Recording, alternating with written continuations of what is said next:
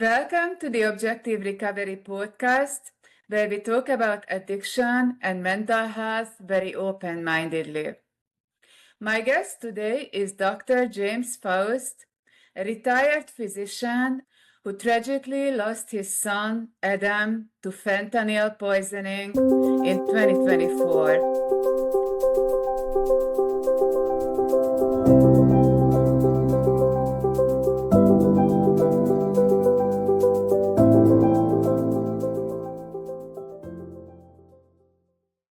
Since then, James has dedicated himself to honoring Adam's memory and building a legacy of support for the recovery community. James, thank you so much for being here. I'm so deeply sorry for your loss. Well, thank you very much for asking me to be on your show. Although it's difficult to sometimes to talk about Adam's story, I do find that every time I have the opportunity to share it, I heal a tiny bit. I don't believe I'm ever going to heal all the way. I know that, but I take what I can get, and I'm always grateful to people who like you and the folks who are listening to your show who are willing to listen. So Adam, my boy Adam, passed away on July 13th last year, and he was 2 weeks shy of being 30 years old. And he had been in recovery for 2 years and 2 months when he passed, and doing very well by all accounts. So we're not 100% sure exactly what happened, but Adam worked in the field in the substance use disorder community, and he worked as a case manager and then as a business development officer. During that 2 years and 2 months, Adam was just incredibly passionate about helping other people who were suffering the way he had suffered and still suffered. It's a disease that, as everybody probably knows, it just doesn't go away. It's a battle that gets fought every day. And Adam fought it just so well. So he was very passionate and dedicated. And I would say he overworked himself. So if I and throw out there, I like to tell people stay healthy and stay helping, because your own health is very, very important. Yeah, my wife and I would tell Adam, you can't help everybody, but Adam, he could be defiant in a good way, very determined, and he would say, I can't help everybody, but I can help everybody that crosses my path, and that's what I'm going to do. And that's what he did. At about 11 o'clock the night before Adam passed, he got a phone call from a client, and this was not uncommon because he gave his phone number to all the clients that he worked with and their family members. So he got a call at about 11 o'clock from a young man who said he had left a 30-day program against medical advice and was in a police station about an hour away in the Boston area. And if Adam would come pick him up and take him back to the program, the police would not press charges. So Adam, like always, because this was not the first time that Adam just headed out, to help somebody. He headed out at 11 o'clock and said, sure, I'll be there in an hour. And he got there and he picked up the young man, and they stopped at a convenience store on the way back to the program because the young man wanted to get a soda to drink. And the young man went into the store, and Adam waited in the car, and about 10 minutes went by, I guess. And at any rate, the young man didn't come out. So Adam went in to get him. He couldn't find the young man, and the bathroom door was locked. So Adam broke it down, and the young man had overdosed in the bathroom and had no heart rate and no respirations. And Adam gave him Narcan and did CPR and called 911 and saved his life. The boy survived. I think that Adam had a panic attack when he got home. Adam's panic attacks were quiet. You couldn't necessarily tell that he was having one, but he would get anxious and he just said, I'm going to take my dog for a walk and then I'm going to get some sleep. My wife checked on him maybe 2 hours or an hour after he said that, and he was sleeping comfortably. And around maybe an hour or 2 hours after that, I went in to check on him before I went out, and he had passed. So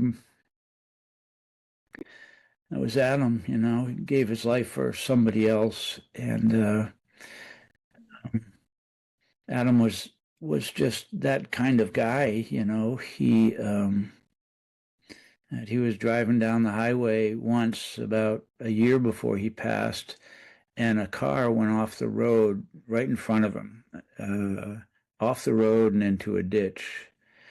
And the man came out of the car, and Adam thinks he was under the impact of drugs. And the man came out and was in the middle of the highway, a major highway, trying to get hit by a car. And Adam ran from his car and got the man and brought him to safety. And then the man beat up Adam. Adam was a big man, but this was a very big man. And Adam, he got hurt. He got beat up, but that's what he did. He wanted to save other people. So that's my Adam. Thank you so much for sharing. And again, I'm so sorry. This is definitely an extremely tragic story. Would you mind to share also a bit about, because you mentioned that he was in recovery and that propelled him, I guess, into helping others. Would you mind going back in history and sharing a bit about his Adam's drug problems? Sure, it's not a tremendously unusual story. Adam, from a father's perspective, just always bright, funny, kind, smart, hardworking, capable. That was always my word for Adam, so capable. And when he was 13 or 14, he had the first of 4 surgeries that were required. One was for a hernia repair. One was because he blew out his knee wakeboarding. And 2 were because he had chronic wrist pain from a congenital wrist abnormality. And so he had to have his wrist fused. As was true and typical back then, he was given prescriptions for oxycodone and OxyContin postoperatively. And with multiple refills. I'm a physician. My wife's a nurse. That was the way we treated pain then, 15 years ago. We were taught that pain was the 5th vital sign, don't want people to feel pain. And Adam got addicted to opiates at that time. We didn't realize it. Adam went away to college, and that got worse. We still didn't really quite 100% figure it out, but we knew something wasn't right. I used to always tell Adam that if I was his age, I would be his best friend because he was so much fun to be with. But something was changing, and we couldn't figure it out. We drug tested him all the time because we thought, well, geez, this must be drugs. The drug tests were always negative. Little did we know that the 36 strip urine tests don't pick up fentanyl. Did he volunteer for the drug test? Okay. Yeah. We knew he was smoking marijuana, and that was the only thing that would occasionally show up. Basically, he fell victim to this opioid epidemic that we know so much about these days, right? That's how it started about like 15 years ago. You're exactly right, Henrietta. Anyways, things progressed. Things got very difficult, very, very difficult for Adam, for us. And ultimately, I kicked Adam out of our house. The hardest day of, well, not the hardest day of my life anymore, but kicked him out of our house, told him he just couldn't be with us if we couldn't get this stuff figured out. And Adam was on his own for about 2 weeks, and then he really hit the bottom, I think, because he called us and we picked him up, and he wanted to go to a recovery program. And so we brought him, and he did the 30 days, and then he did an aftercare program. And he said, I'm ready to go. I'm good. He came back and lived with us. And about 6 months later, he came to us and he said, I'm having a problem again. I need help right away. So he recognized it and he went back in. And this time, because the first time they had recommended that he live in a sober home, and my wife and I were so ignorant then, we thought, well, why live in a sober home with a bunch of people who have troubles with drugs? Yeah. What a That's fool. very controversial. Many people advocate for it, but I heard many stories that people don't do well in that environment. In retrospect, it was a foolish and an uneducated and ignorant thought that we had. Anyways, we thought, I mean, we love Adam so much. Who can take better care of Adam than us, right? So he moved back home, and I think that's why he relapsed relatively quickly in 6 months. Anyways, this time when he went in, he said, I'm going to do everything they tell me to a T. Everything. I don't care what it is they tell me to do. I'm going to do it because I want to beat this. And he did. He went through a 30-day program. He did an IOP. He did a partial hospitalization program. And he lived in a sober home for about 6 months, where he went on to be the assistant house manager. And I think really fell in love with helping people who suffered the way he did. And when he got his job, it was in the industry. He was a finance major. He had a degree from Bentley University. He was very smart. And he didn't want any of that. He didn't want anything other than to be with people who were suffering from substance use disorder and to help them. Adam had a quote that he kept in his car that I didn't realize until he had passed, and we were cleaning out his car. But the quote is from Albert Schweitzer, from a long time ago, and it said that the purpose of the human race is to serve, to show compassion and the will to be kind. And that's what Adam did. Yeah. Every day. And things were going great. In fact, we had just celebrated his 2-year mark with a big party at our house, and his birthday was coming up in a couple of weeks, and this happened. I think that, the toxicology report showed that there was cocaine and fentanyl in Adam's system. I think he went out to get a pill to help him sleep. Don't know if he was starting to face old demons again or what. I'll never know. But boy, as best we could tell, Adam was doing great. He had such big plans. And I think that pill was laced with fentanyl and cocaine. And it's one of the horrible dangers of today is that people don't know what they're taking. Yeah, it's exactly. There were these new drugs coming into the illicit market, and yeah, as you said, people don't even know. And it's like the people who who originally many people used heroin, and these days, in the past 2 years, there is even no heroin at all on the streets. It's all fentanyl. When it came out, it's not even the original fentanyl, but they make modifications that makes it harder to detect. So yeah, You're spot on. You're 100% correct. It's a very difficult battle to fight fentanyl, as if being addicted to drugs and alcohol wasn't difficult enough. But so was he using when he had the problem, still had the problem?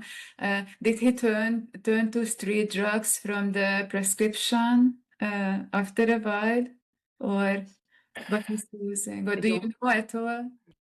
I don't know where he got his drugs from. I Mm, suspect that that is as is true. I mean, he had no money at that mm, time, in spite of working and and so I suspect, he was buying it on the street. He had someone who he trusted, and I mean, I guess obviously he was buying something on the street. He was not going to the pharmacy, or he was no longer getting it as prescriptions. mm. It had been a long time since, probably 10 years since he was got a prescription for opiates. But I think he got the taste for it then, if that's not an inappropriate thing to say. Many people actually, the progress is that when they get addicted to the prescription, they realize that because pills, if they want to, they can't get it from the doctor or from the pharmacy, and they try on the street to buy pills and realize that pills are very expensive on the street, from the illegal sources, and then they turn to the fentanyl and start to I don't know how he used it, like snort or inject eventually. I know he never injected anything. Never- We never saw any signs of anything like that. So Mhm. You mentioned that he was he, so you mentioned that his toxicology showed also cocaine and he also used marijuana. So was that his he still, we were still testing him. Just one of our rules, yeah. And okay, I these were see. expensive tests. Yeah, yeah, I know. And 50 or $60 on one of the tests, and it wouldn't show up anything. And he was not, he really took his recovery seriously. I really believe he was 100% clean during that whole time. I don't Mhm. think we were missing anything. I don't think he was using fentanyl at that time. For better or for worse, my wife particularly, she knew when something wasn't right. I don't know, Henrietta. I mean, one of the hard things about this kind of grief is there's just so much that we don't know, that we're never gonna know.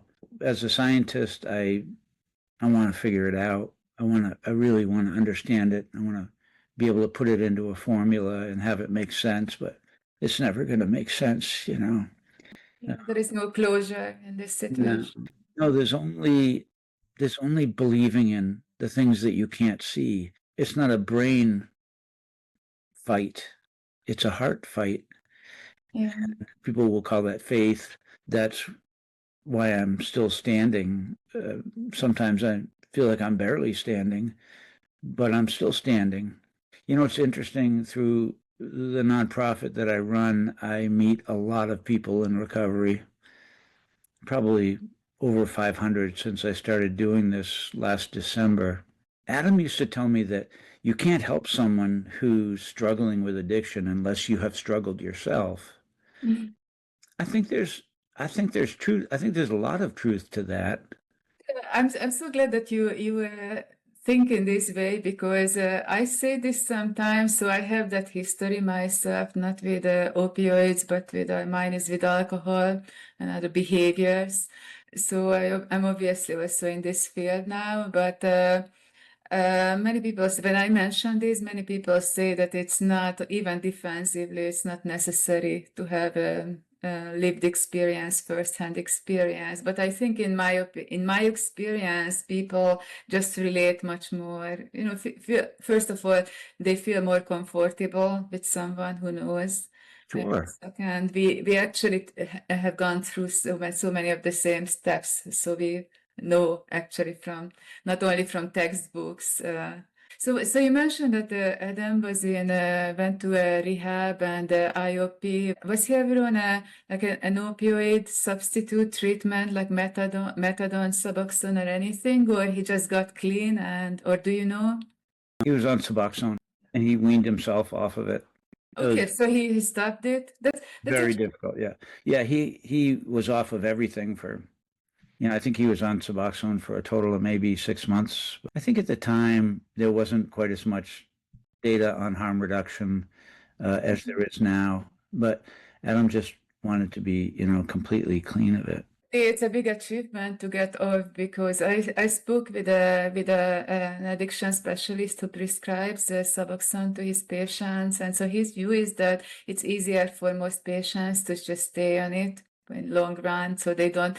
Most of them don't want to get off, so it just demonstrates Adam's strength and determination that he Yeah. got. I think, I mean, I follow this literature pretty closely now, and there seems to be no doubt that medication assisted treatment, when combined with counseling, limits harm. It seems like a low bar to get over to say, well, we just don't want people to be dead. But when you've lost your son, that would be the whole world.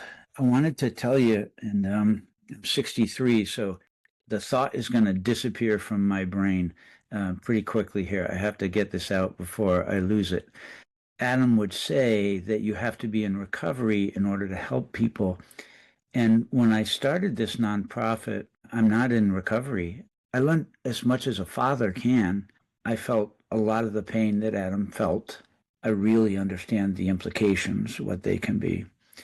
But I came to find out that I share a lot with people who are in recovery.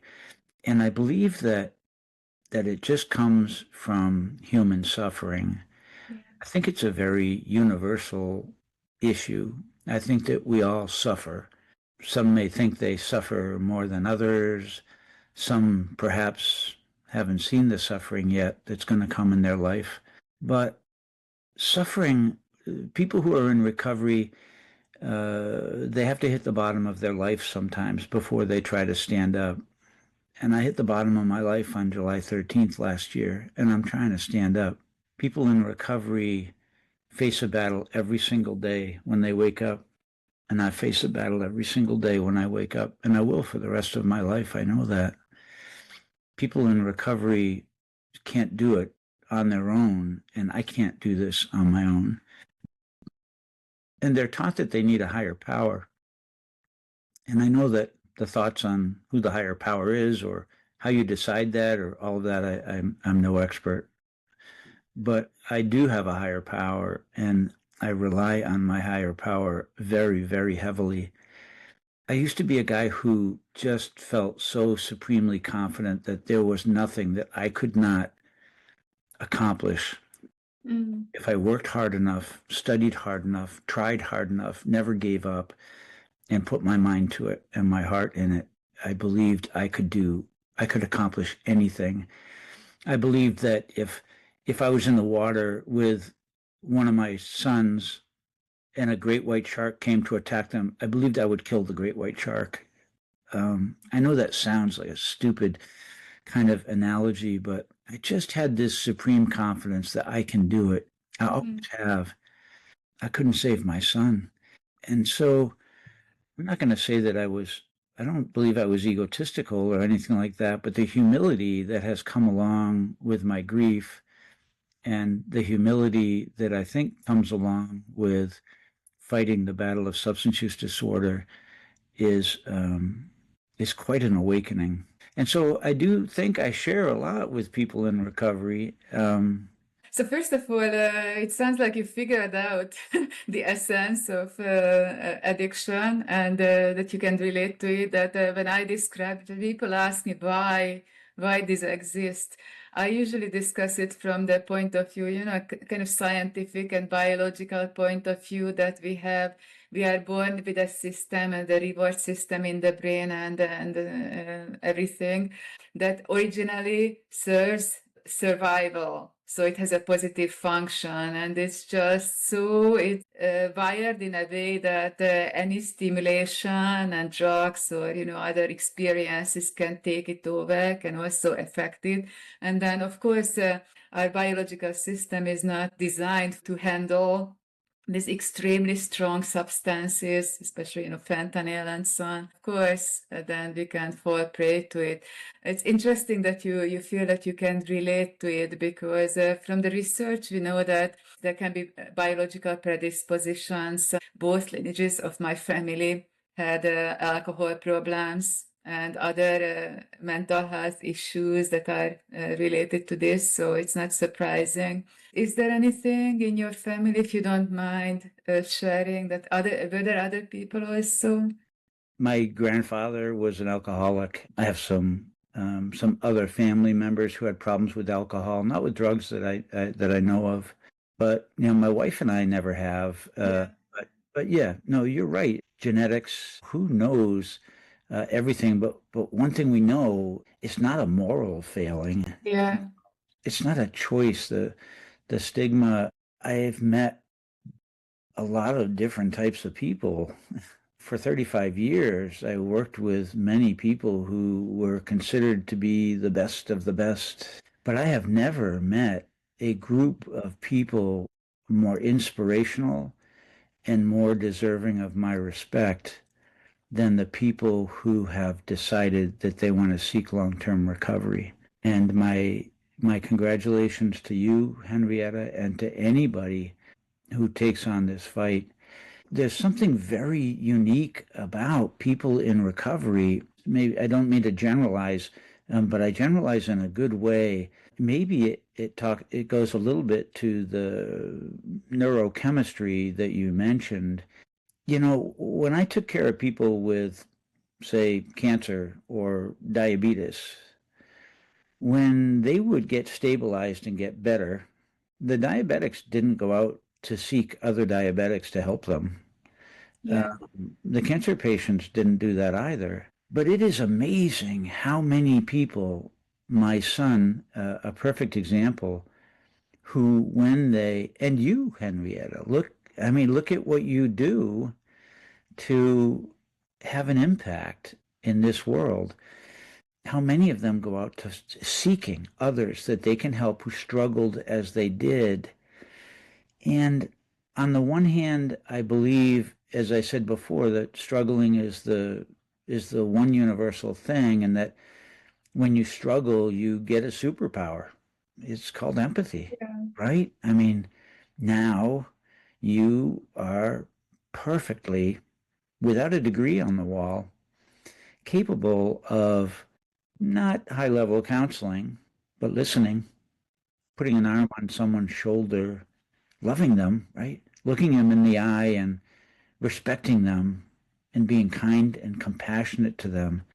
I think that a clinician told me that people who end up being addicted to a substance have an incredible empathy, an incredible ability to feel things. And so a dopamine surge in them, yeah, dopamine surge is going to be great for anybody, I guess. I think I've had dopamine surges, but not, for those reasons.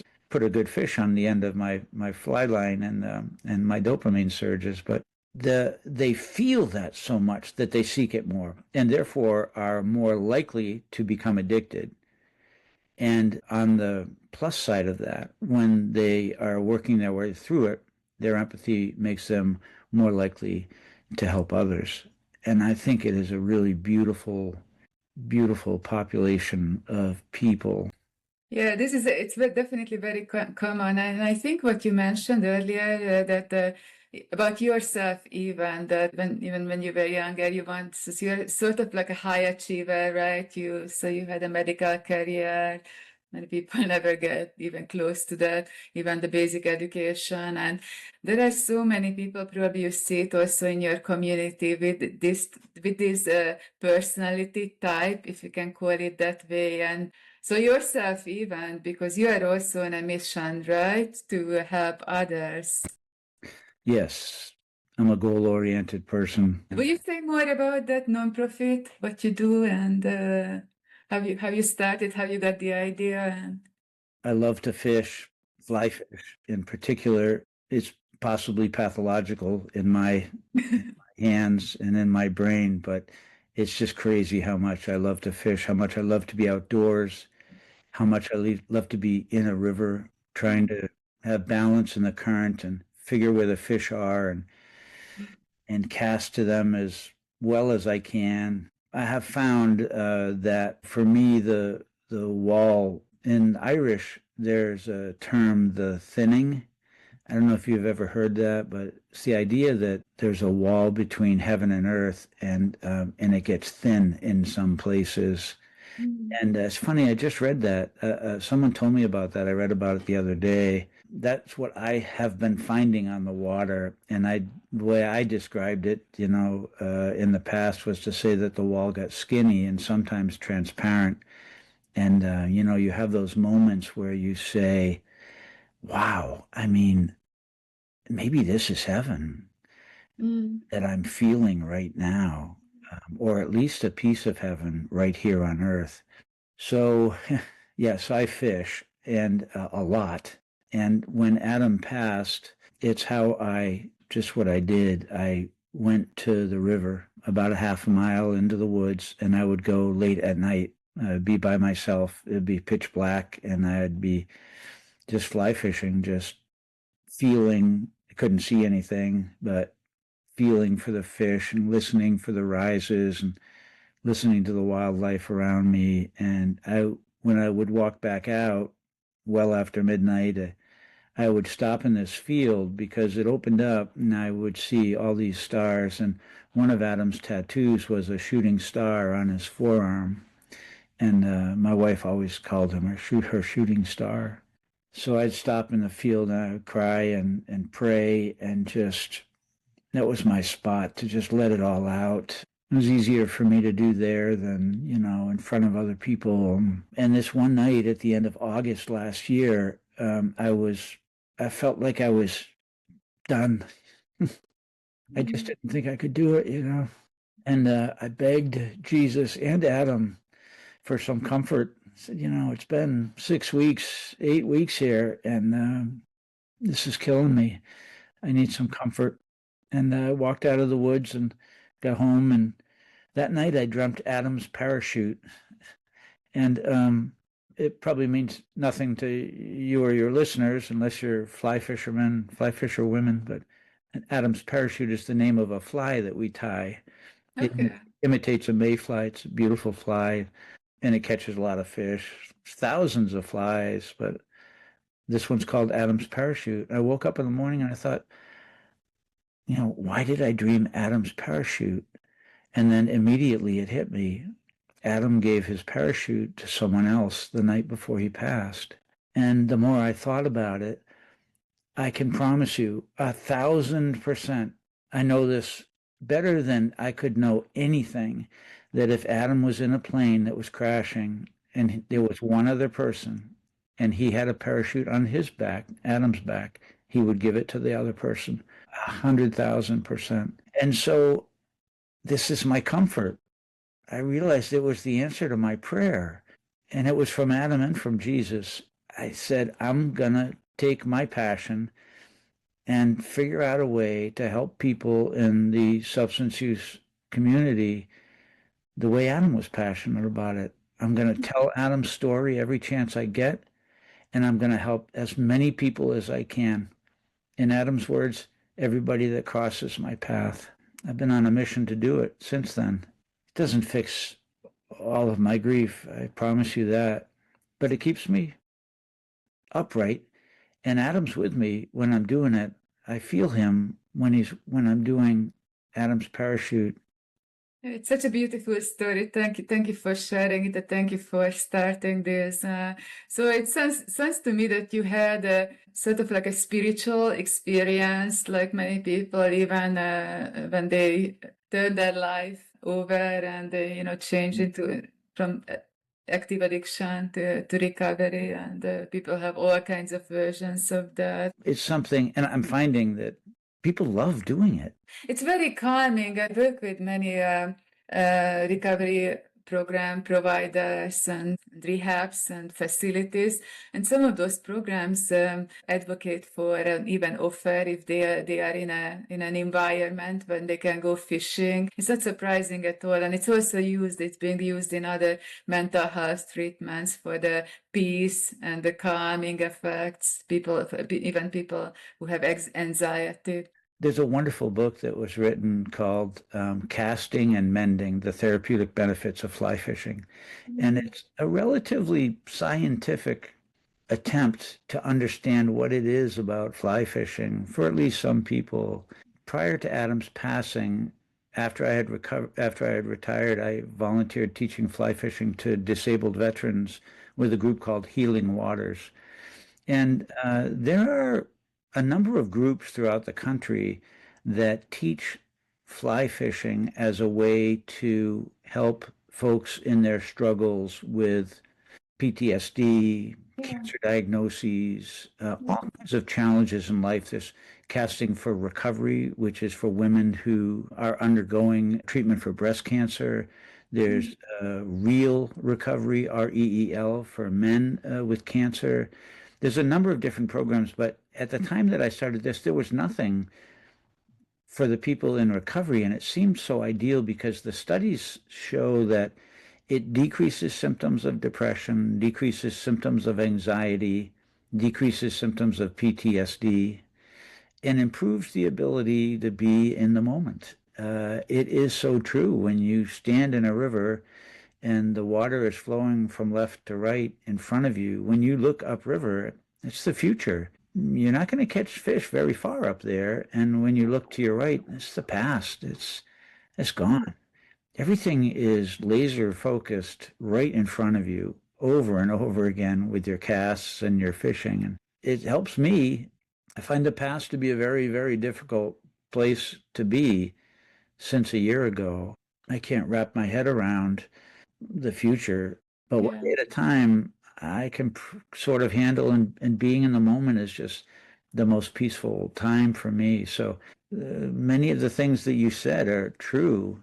I joke sometimes that I'm glad I wasn't like a 10-pin bowler because I'm not sure that bowling would be shown to have the same therapeutic benefits. Perhaps if you're passionate about it, no matter what you do that you're passionate, I think that's a good thing, but it has been a great thing. I've gotten good feedback and it's growing very, very quickly. Any experience, any activity can be therapeutic if it's if it doesn't remind us, or if it's not linked to the Yeah, problematic behaviors, thoughts, feelings, and so on. And I think fishing in particular, because you do it in nature, right? And especially these days, we are so disconnected from nature because of the technology. And so I spend more than 50% of in general in my days in front of a computer and working online. Many people do this. This condition is also not something that we were designed for originally, biologically, evolutionary. So something like fishing takes back to our origins. So you said that it's not about the past, but from its different point of view, it's kind of connects us to a big part of us, that we belong to nature. And I think it's not so. absolutely. I fished with a group the other day. We saw a bald eagle fly down the river. We saw a great heron. And on the way up out of the water with our headlamps on, because we fished into the dark, there was a small deer on the other side of the pathway, just sitting there watching us, peaceful. Probably the term the green effect, way back when I was in medical school, a long time ago, I remember hearing about a study that they took, I'm going to make up the numbers, but let's say there's 20 people, they all had hernia surgery. And, back then we kept people in the hospital for a week after having a hernia fixed. And they put half of them in a room that had a window that looked out on a beautiful pastoral setting, seeing the outdoors, and the other half in a room that looked out at a parking lot.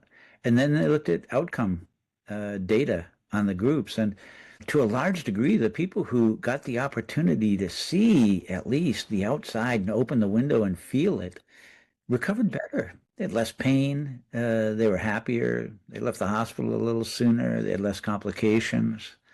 So I think you're right, Henrietta. I think there's something to being out there where, as you sort of intimated, we were designed to be.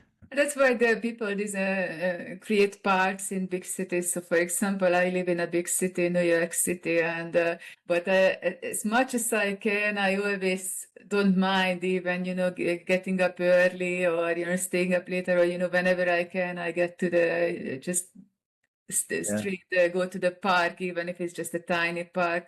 There have been studies even showing that even just simply the color green can provide that benefit for the brain, for the mind. And studies showed not only behavioral and the subjective response, but they also did brain scans and things like that. And they're just simply viewing green on a computer screen. So now we can use technology and just Yeah. it Yeah. it just shows that it's again evolutionary biologically, we are so strongly wired for these things, in this case, nature. I think so. It's funny. I took a mother-daughter out fishing, mother and a daughter out fishing about a week ago. The daughter, who was in her mid-20s, I would say, said, "I really don't want to fish. I'm here because my mom wanted me to come."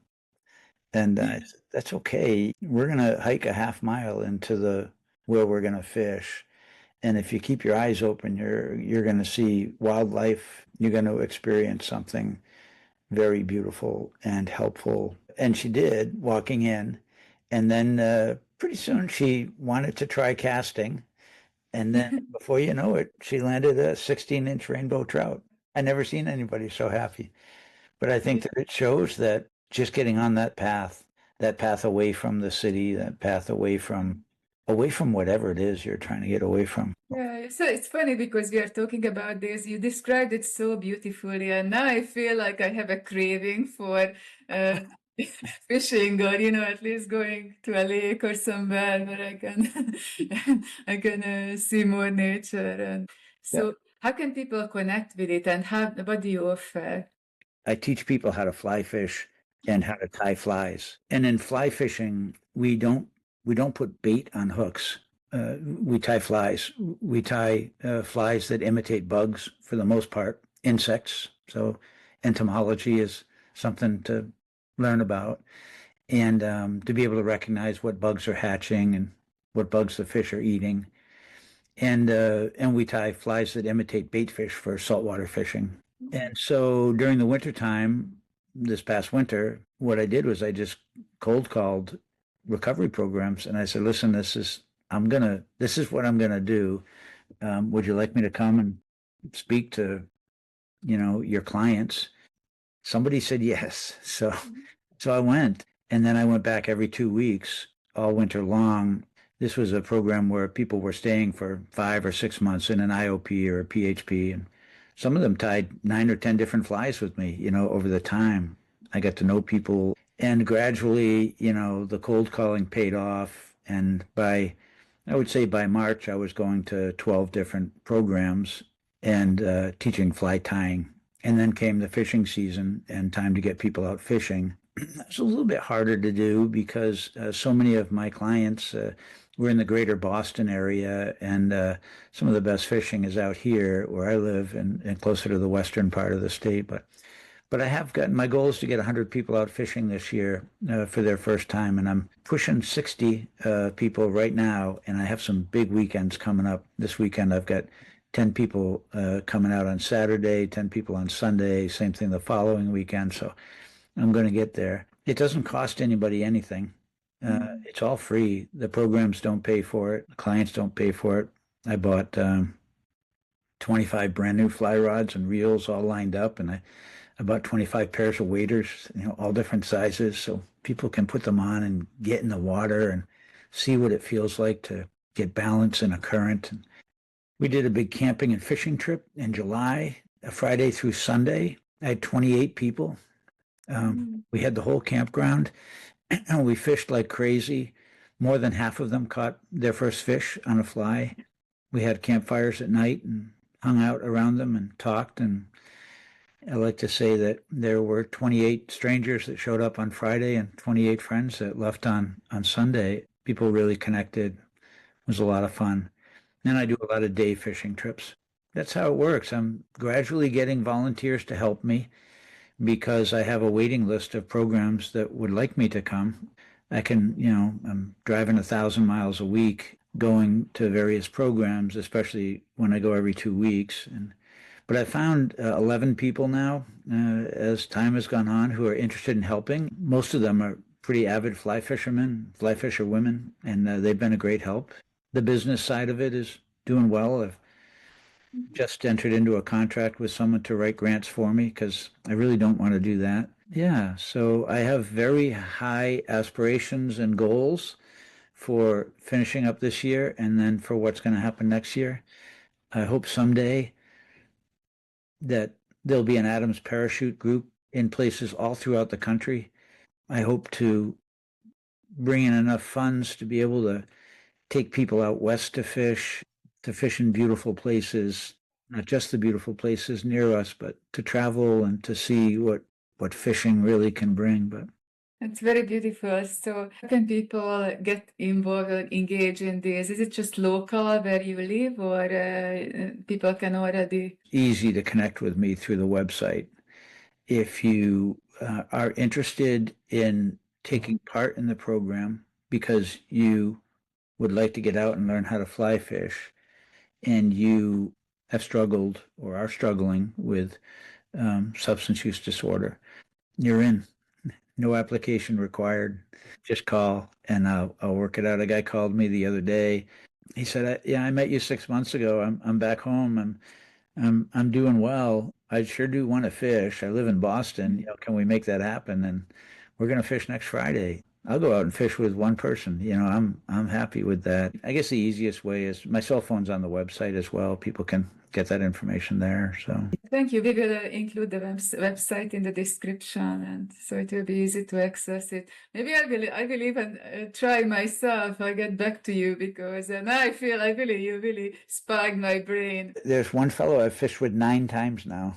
I've fished with a number of people 4 or 5 times. I mean, during the camping trip, we fished Friday, Saturday, Sundays. I had a lot of people. But yeah, I have these text groups, and I'll just text the whole group and I'll say, listen, I'm fishing on Friday. Anybody want to go? And, one or two or three will say sure. And, I'll meet up with them. So yes, people are coming back. It's a little bit of a challenge when I go to programs that have a very short length of stay. Some of the residential programs where people stay typically about a month. And so I might meet them twice, but I get their names, and there are a handful of people who were at that program that I've fished with. In fact, the fellow who called me the other day, I had met him there 6 months ago. So you actually travel to where these people are located. Sometimes they don't necessarily have to go, to come to where you live. Yes, Oh, so you're a traveling fisherman. I am a traveling fisherman. Yeah. Healer. I have everything in my truck. Everything I'm doing with Adam's Parachute is about people who are in recovery and trying to seeking long-term recovery, but it's also about people who work in the field, whether they're in recovery or not, because they need support too. Like I said, you stay healthy, stay helping. Definitely, I really love it. So thank you so much. Last question is that you mentioned that you also struggled with the grief initially before you started this. So how do you feel about yourself? Do you feel better now that you are engaging in this service? Yeah, I mean, as you could tell when I describe Adam's story, I mean, I still cry every day. It's very hard, but I'm better now than I was a year ago. The short answer to your question is, does this help me? Yes. This is the comfort that I begged for that night in the field. As someone told me, helping is healing, and it is Yes. true. And I do have a superpower now. Now, maybe my superpower relates to people who have lost children to substance use disorder. The one thing that I do from a counseling perspective is I attend a Zoom meeting every other Tuesday night. Tonight it will be a meeting with 12 other men, all of whom have lost sons to substance use disorder. It's peer-to-peer help. I read a lot. I read a lot of books on grief. I guess getting back to that idea that, can you help people in recovery if you're not in recovery yourself? These guys, they get it. I mean, they really get it. And I can explain things or try to explain things to my best friends, and people, a lot of love, a lot of compassion. I'm very lucky. I have wonderful friends. but you just can't understand this, I don't think, unless you've gone through it. Somehow difficult, horrible, unspeakable, indescribable situations, they don't get fixed, that's for sure. But they can be turned. They can be, I mentioned the past, and I know Adam is not behind me. I know he's in front of me. I know I am heading there. I'm going to be with him again. I know he's cheering me on. Something about doing all this. And when I go in to talk to a group or to meet with a group, I always talk to Adam beforehand and I say, please don't let me say something stupid because I'm not in recovery and I don't want to say dumb things. He's always with me on it. I wonder if everybody is blessed enough to be able to find something to get them through their grief that enables them to connect with the person that they've lost. I've read that you can connect with people who you've lost sometimes to an even greater degree than you could when they were here on earth. As a simple example, to connect with Adam here on earth, he needed to be home or I needed to call him. But I can connect with Adam anytime I want right now. Yeah. He's right there. I prefer the other way, but boy, I'll take it. So, and I think doing this work helps me with that, helps me to develop that relationship. And I try to focus on making that relationship stronger and stronger as I can. Thank you so much. I think this is a beautiful conclusion, and thank you so much for this wonderful conversation and what you do again.